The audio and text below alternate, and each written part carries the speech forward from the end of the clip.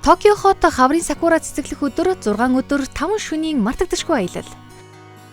Сакура бол японочдын хувьд үзэгсэлэнт цэцэг төдий бус амьдралын мөн чанар гүн гүнзгий утга учирыг агуулдаг.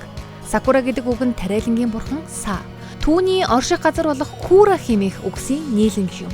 Японочууд сакура цэцэглэхийг бурхан уулнаас бууж ирж ариун ургац ивэж бүүн дохио хэмээн эртээр үеэс бэлгшээж ирсэн.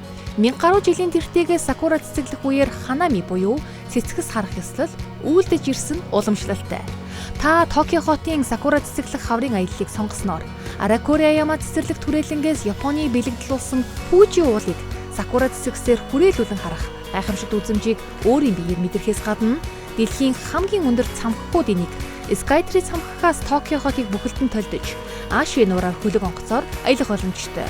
Мөн Авакуданы галт уулын хөндийн алдарт хар үндгийг амтлан тансаг зэрэглэлийн гин загуудамж дэлхийн хамгийн хөл хөдөлгөөнтэй Шибуягийн уулзуур Асакуса сүм Сума бүхийн ордон Одайба арлын солонгон гүүрний үзмжийг сонирхох болно.